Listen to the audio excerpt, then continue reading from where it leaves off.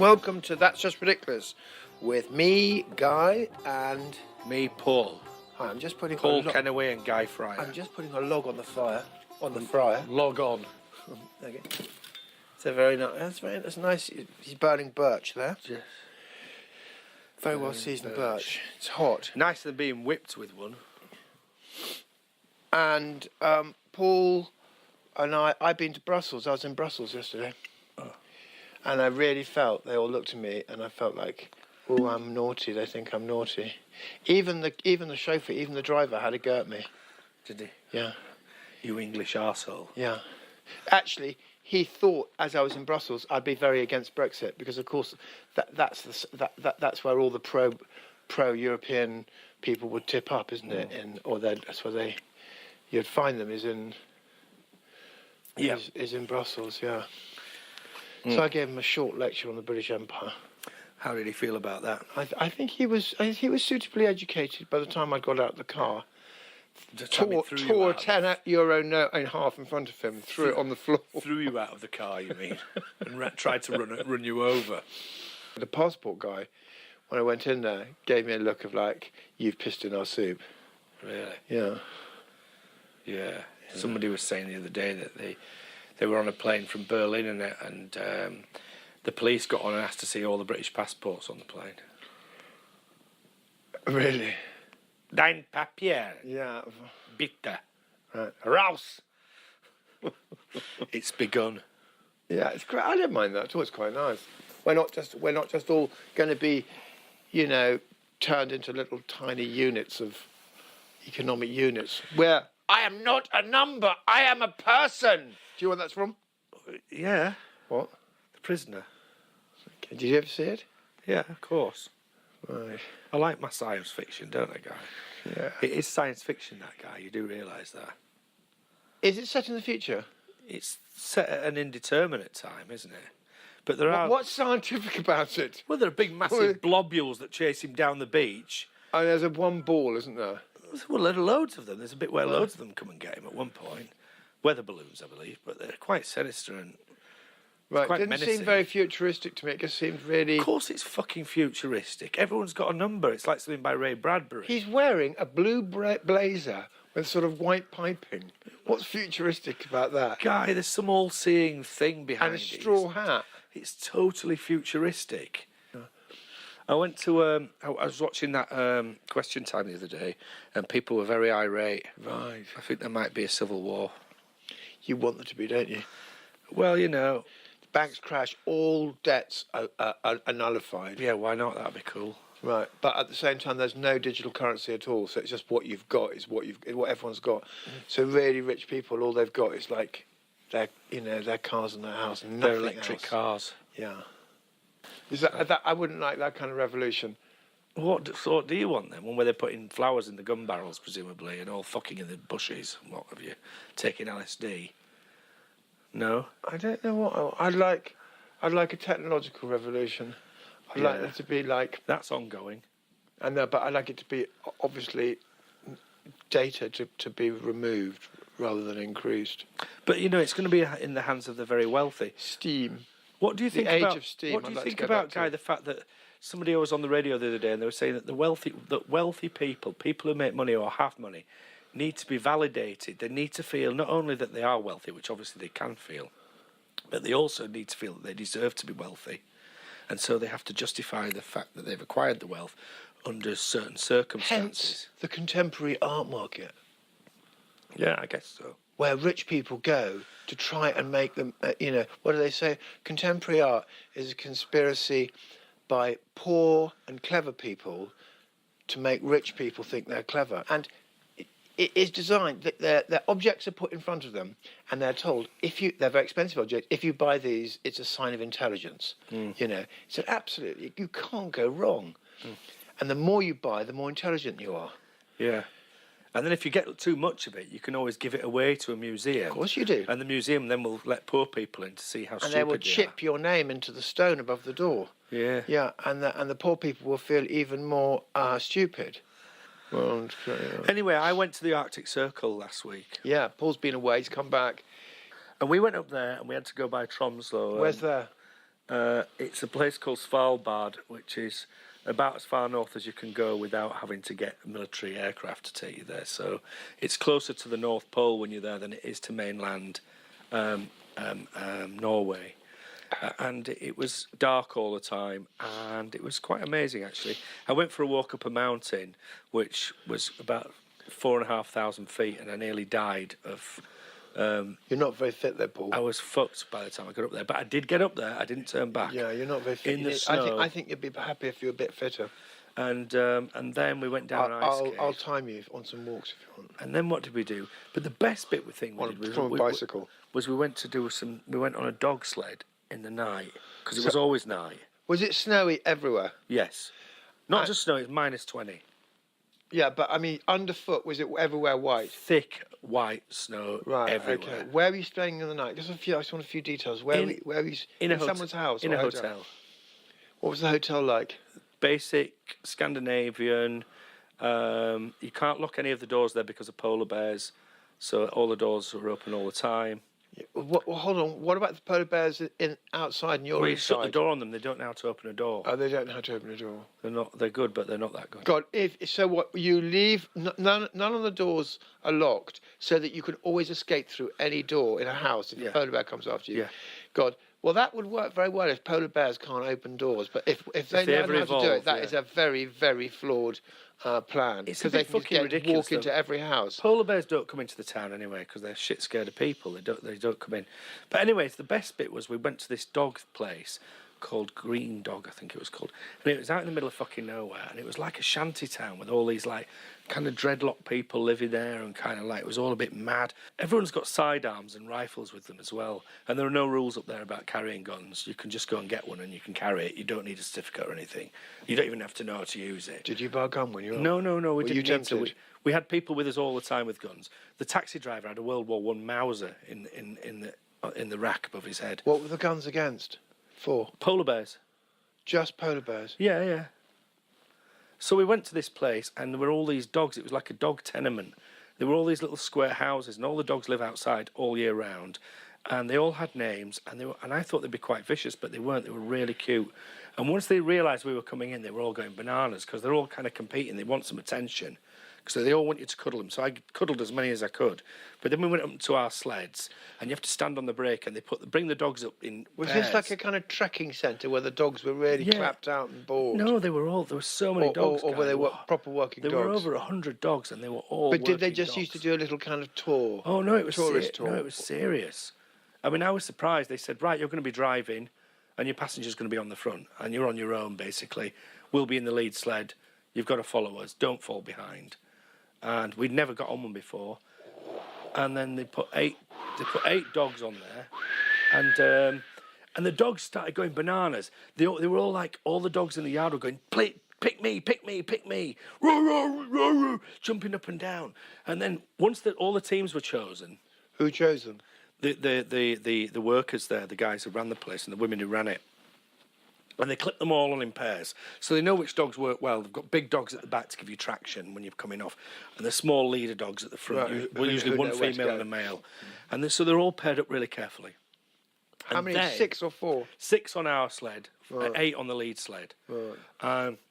V8. And we got on there anyway. And then just at the moment when it's really remarkable, just when the last dog gets clipped on, the dogs behind us all fell quiet. Like they knew they weren't going to get picked then because they knew there was a full complement. And all the dogs that were tied to the sleds went fucking bananas. I mean, like I've never heard racket like it. Leaping up in the air, shouting and carrying on like, it's us, pack, like that. Did you have a whip? We were just shocked. We all just stood there like, wow. And then literally we jumped on and we were off into the night. Like bullets in the night with all this. Did you whip them? No, you didn't need to. They were off. You could shout at them, but they knew what they were doing. And then just as we were going out into the darkness, the Northern Lights came out. It was amazing. I've always wanted to see the Northern Lights, and I've always wanted to be on a dog sleigh, and it happened both at the same time in the dark. You have to kind of drop an anchor in the ice and you stamp it in so the dogs can't, because they really want to go. They're going crazy. And as you're running along, they're all farting and shitting, so it's quite smelly. That's the exhaust, I guess. Really, what, they shit when they're out there? Yeah, they don't fucking stop for anything, guy. They will run until they die. Really? They're fucking crazy. Wonder why. They love running. They just love work. Yeah, they love running. Like me and you. Just like us. Committed. And then but of course no heating on this thing, so you were cold. No, we've got like big, almost like a boiler suit, but really with loads of layers and big mittens and big hats and everything. Husky kit. So, did you? How long did it take you to get bored? It would have taken me about 6 minutes to get bored. Wasn't boring at all. Really? It was cold, but it wasn't boring. Because you're kind of like, you've got You're just standing on this bit of wood, with, as you say. One of you is standing and the other one's sitting in front. And we swapped over halfway. Did you think I'm the better of the two drivers? No, that came when we went on the snow scooters and did a 140-kilometre journey, which is about the distance from here to London, in the dark on snow scooters. You're joking. I'm not. What a horrible thing. Fucking mental. Was there not a proper form of transport? Yeah, but we were in this team, like of us, 10 of us on these scooters. Were you in the company of Scandinavians? We were in the company of a mad Russian. Right. We had one Russian in front. Was it macho and kind of showing off? No, it was fucking fantastic. What, driving 140 miles on a scooter at night? Yeah, snow scooter.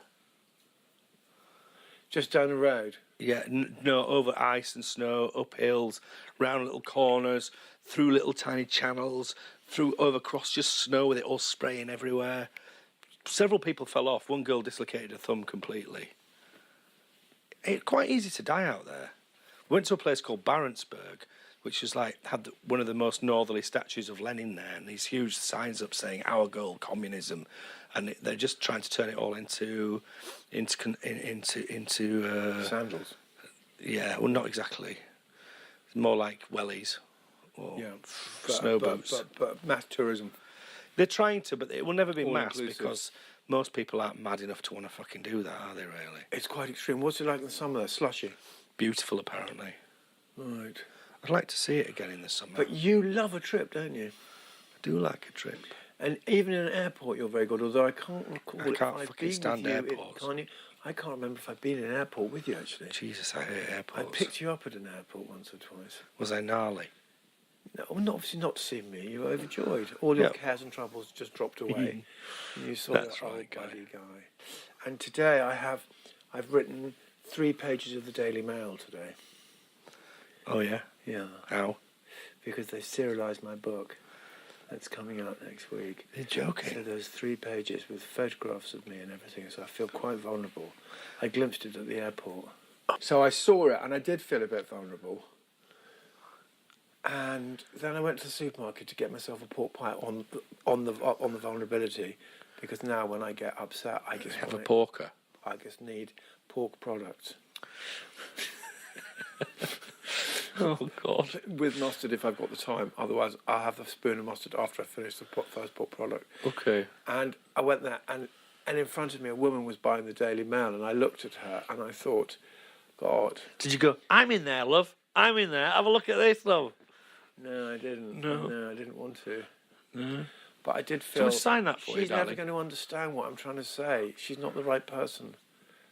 But She might do. What I'm really saying is, it's out of my hands now. Yeah. It's out of my hands. I've got to talk to you soon at the chapel. Yeah, we're doing a little talk together, but that's not for a good few weeks. I'm shit scared about that. Actually. Are you? Yeah.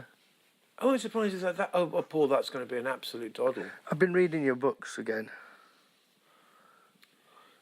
When you say reading, did you get to the end of one? Yeah, I've read Sunbathing Naked. Right. I've read half of the Bird Brain, and Right. I've read Time to Go. In fact, I realised I only had 1 chapter to go when you took the fucking manuscript off me. Oh, right. And totally made me lose my thread, and now I'm going to have to read the whole fucking thing again. No, you don't have to read it again. Yes, I do. No, you don't. It's like O-level, but interviewing me. I like the end part. I like the end. Yeah. Spoiler alert. It was sweet. Yeah. I actually didn't see that coming. Yeah. So it was very well fainted, if that's the word. Fainted. Is that what they call it? I don't know. A feint is what Yeah, when you do- fainted. When you go one way and you suddenly the other way. Yeah, it was- Most of writing's about fainting, really, isn't it? I think Yeah, it's making the reader you're about to do one thing and then yeah. just. Or wanking. No, that's not. You can't do that. Some people just love wanking off when they write. spunking all over everybody. And we're expected to lick it up. No, we're not. Yeah, we are. Paul, we're not. I don't like them. I don't. This literary conversation's taken an odd turn. We What am I can't do what that am I when supposed to say we've got to a you? live audience. All right. You can't say that. Let's have a little role play then. So, welcome everybody. My name's Paul Fryer, and this is Guy. Guy, come away. Hi, Guy. Say hello to your audience. These are your There'll be lots of people. clapping, I hope. Anyway, thank you for coming. And tonight I'm just going to be asking Guy a few questions about his great new book, Time to Go. So, Guy. Hi. Good evening. Guy. Yes. So, Guy. It's going to be fine. So, tell me about the Daily Mail. Can't we just say? Do you think you've sold out, Guy? That's what I was going to. Yeah, I hope so. But not very effectively. Is all I can say. Not effectively enough. Yes, you should have got a bit more money. Yeah. Don't worry, Guy. I'm only there to give you love. Yeah, you are exactly, and also to make the stage look a bit more attractive. One bloke, one middle-aged, or even dare I say it, old white man on the stage the heart doesn't leap. Do you know what I mean? But Paul to my right, who's always very well dressed, is going to, no, I don't want a woman. She could have flirted with you. No, I don't want to do any of that. No, I want a solid friend. And then I'm always scared that someone's going to attack me from an audience, say something rude. It's happened to me before, and I'm so disarmed by it. That's the bit where I get up, pull my microphone off, and go over and punch them in the mouth. That's exactly why you're on the TV. And then pick them up and say, now fuck off out of here. This is a discussion about fucking books. So I got Paul there, and then we'll have a nice. What did you say? What did you just say? No, you. What did you just fucking say? I'm not certain that the end of chapter 3 was. What did you say? I'm just saying. Shut your fucking mouth. No, you can't do that, Paul. We've still got fucking teeth. You can't attack people for. Why perfectly not? Sweet. No, I'm not going to do that. Don't worry. No, we don't need to do that. No. We don't need to do that. And I will return it to you one day, Paul. You'll be in front of an audience, and I will field the questions. Mm. We could get a sing-along. I thought it would be quite good to get a sing-along. Sing-along. What, like... But there's no songs in my book. My death. My death waits like a swinging door. A patient girl who knows the score. Whistle for her and the passing time. Do you know that song? Yeah, it's great. My Death. I think we might open with this. We might open with this. Can you do it a cappella? Yeah.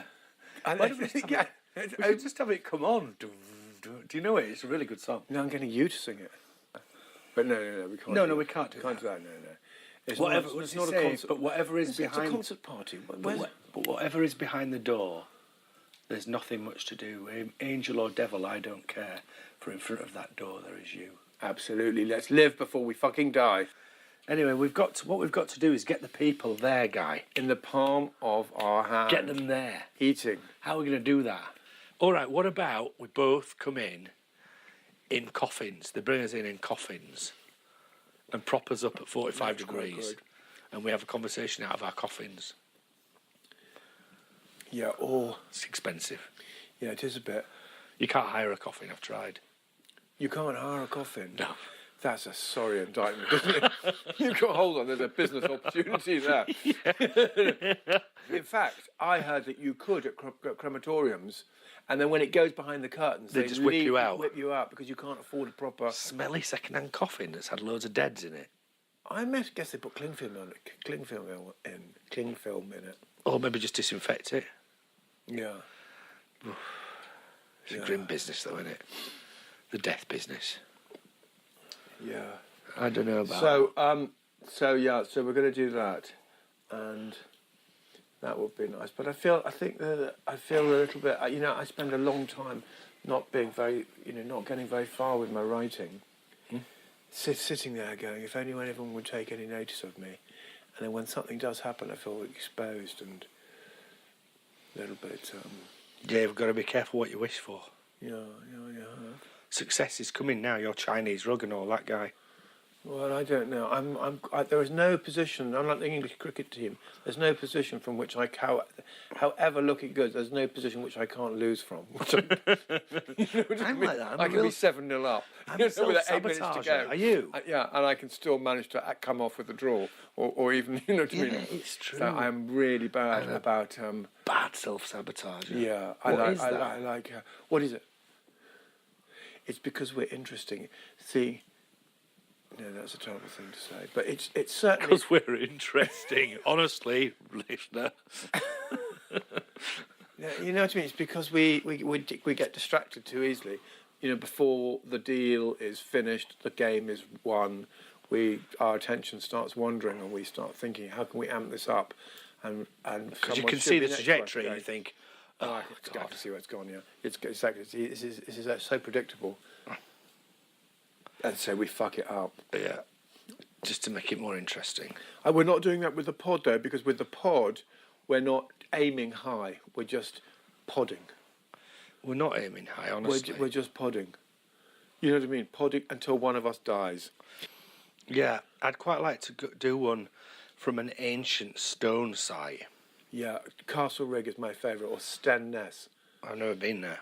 Stenness is in the Orkneys, and the nice thing about Stenness is that there's no tourist infrastructure at all because it's so difficult to get to it, and particularly if you go in the winter. And Castle Rig is becoming more and more popular. I trust you to want to go to an exclusive one. Well, it's a bit easier if there isn't a fucking nasty visitor centre, the like of which there is in Stonehenge, which is so offensive. It's horrible. And I think it's quite nice the way they've moved that road, the road that was next to it. And I don't mind them putting the other one into a tunnel, really. I don't really. It's a lot of money. I'm not sure we should be doing it. But I tell you what is utterly reprehensible is the fake plastic Stonehenge that they've got. It's about third size, and a huge visitor centre just over the hill. Spinal Tap thing. Yeah, it's really offensive that you're going to reproduce this extraordinary ancient monument only about half a mile away for people who can't fucking get their fat American arses up the hill to see the real thing. That's not what it's for. It's so you can brief yourself before you go there, Guy. It's not so you can't be bothered and say, you know, I'll just look at this one. It's so you can have a look at it and you can go, oh, that's this and that and the other, and then you can go look at the real thing, and you feel like you know your way around. Do you know how big the briefing one is? No. Yeah, you haven't seen it. No. That's what I'm saying is so reprehensible. It's huge. It's absolutely huge. How huge is huge? I'd say it's about a third size. So they're like 13 feet high, 10 feet high. Oh, so like sort of... it's like the same... Spinal Tap size. Yeah, much bigger than Spinal Tap size. The whole thing with the Spinal Tap joke was that it was tiny. Anyway, it's really ugly. It's in danger of being crushed by a dwarf, I think was the line. But let me put this to you, because it's a job creation hold on, scheme. where I got the theory from, actually, it plays into what you're saying, is from the Glastonbury Festival, where as it's become more and more professional, it's the build has become tighter and tighter and shorter and more professional, basically. But in the old days, the build, which went on for weeks beforehand, and got lots of. So people who couldn't really hold a job down, who didn't want a job, had a vehicle, had people like me. No, you never built at Glastonbury, did you? No, but I'm like one of those people. No. You're too sharp and ambitious and pushy. You have to be quite sleepy and you know. I'm working on it, Guy. Okay, all right. Well, anyway, and they would go there, and there'd be like 4 or 5 weeks before the festival opened, where they would be assembling the stages and the events, and and the various areas. And I realised from going to live there that was actually the real.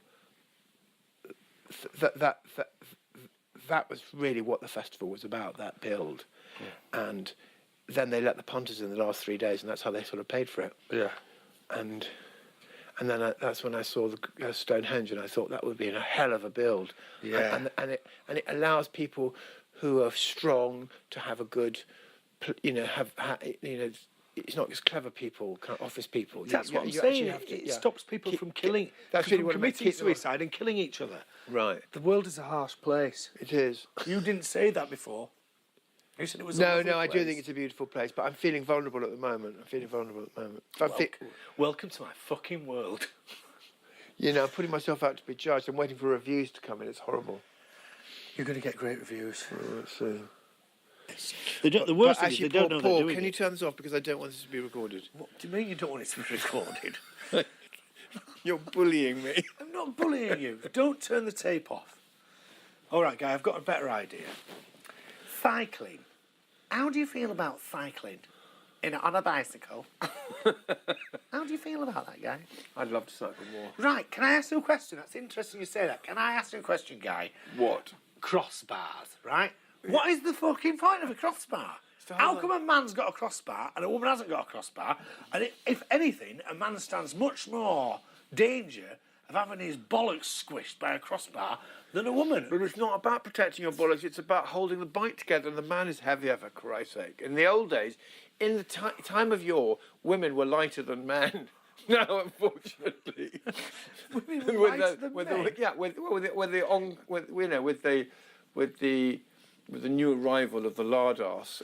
What are you talking about? Are you now being really sexist about fat women? All I'm saying is that Fattest, I mean, about when sexy women. when I was young, women weren't so fat, and neither were men. Oh, and neither were men. Quick little caveat. Women, but you Kids just weren't said fat. women. Kids weren't fat. We had one fat guy at our school. How many did you have? Tahani. We didn't have many girls at my school. No. How many fat kids did you have at your school? Not many. No, and I think now there's loads. They would have been killed quite early on. Really? Oh yeah, you're always coming on about how violent your school was. It was quite. Where did you go, Sherborne? They would have been driven out. Where were you, Sherborne? Was it Winchester? Darling, I was at Leeds. I was at St Thomas Aquinas Roman Catholic Grammar School for Boys, otherwise known as Stags. Right. St Thomas Aquinas. Yeah, I got it. Should have been Stargs. Right, but you couldn't spell either. Stargs. So look here, I've got to. Are you going to come up to on an outing with me?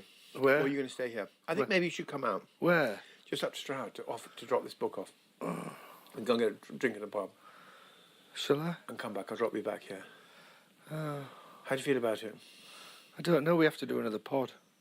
We don't have to do one now. We can do one next week. Do we have to do another? We're going to be filmed next week, doing it. What? Don't you remember? You agreed to it. What the fuck? You agreed to be doing one, but being filmed. Who said that? I told you about it, and Guy, you said, "Yeah, that's fine." You can't just fucking spring that on me. Now we're being filmed. I'm not springing it. What am I going to agreed wear? Are you going to buy me a new outfit to wear in the film? This voice called Guy. Anyway. No, I'm definitely not. Why? I need an outfit. Guy. If I'm going to be on camera... And then on stage as well. Yeah, come on. Think about it. Do you think we should pack our groins out with things? Shut up, you are ridiculous. No, like a cucumber or something. So when we sit down and a bowl of This is a socks. sensitive book about death. Yeah, just so we look good. We have to look good, Guy. You can't look like a eunuch when you sit down. I don't care how I look. I just look like For I am. God's sake, you're such a liar. You don't care. how Like you a look. pair of rugby socks, you think? Yeah, down the groin area. What do you think? Well, down the... Yeah, they're like a cucumber sticking down the leg. So when we sit down, we man spread like that. So we're sitting there man spreading with our hands on our knees like that. All right, good evening, everybody. Big fucking schlong sticking down. You are terrible. No, that's what makes people. That's what people want. It's not what people... I looked up Kim Kardashian today. Do you know how many? She's responsible for a lot of shit. Oh, Guy, what am I going to do? Everything's so rubbish. It's okay, I'm going to help you. You're going to lean on your friend. Lean on me. When you're not strong. You're going to lean on your mate, and I'm going to see you okay. I'm not going to give you any bullshit. And Sounds exhausting. yeah, it is. It's going to be hard work. It is going to be hard work. There's going to be some hard work involved. Why don't 3 years' time, you'll look back and go, "Fuck." I've done lots of hard work in my life. Of course you have. I need an easy time now. I'm afraid. Fame costs, and this is where you start paying. I don't want fame. No, I know. I just fame wanna, costs. No, this Guy, is where you start paying. I'd rather have a fucking. Why can't I have a per diem? I want to be in the House of Lords with my per diem and my ermine. Why can't I be on the books of the royal family? Them cunts don't do anything. Studying papers. They do a hell of a lot. And They do fuck all. You would They do fuck all. You would They constantly... do fuck all, and we pay them to do fuck all, Guy. Okay, right now, you ready? Because we've got to go. Because you've got to go to a drinks party at the Devizes Hospital. Sorry, I'm a royalty. Right, no. Who the fuck are you? You don't do fuck all. Get the they fuck go out from of my one sight. What about unbelievably tedious Princess thing. fucking Margaret. Yeah, but they're used to it. That's what they like. They love all that. No one shit. gets used to They that shit. love getting fucking adulised and everything else that they get all the fucking time. People blowing smoke up their arse all day. That's what they love. That's what your fucking royals love. What's in that box? Never mind. That's what they love. They want to be fucking... It's like everyone... I don't... You would hate it. You've got to now go to... There's a dinner of the Royal Guild of Button What are you on Makers. about? Excuse me, you Paul, disgusting little you're- prick. you're- Get out of my sight. Do you know who I am? I'm the fucking Queen Mother. Go fuck yourself. Go fuck yourself. And while you're at it, clean my boots. Close the door behind you. And by the way, what the fuck did you do with my cocaine? You could do that in 1640 if you were Henry VIII, but you can't do that now. Apes, that's what we are, Guy. Apes. I agree with that. Apes with pretensions. I agree with that. Well, speak for yourself on the latter.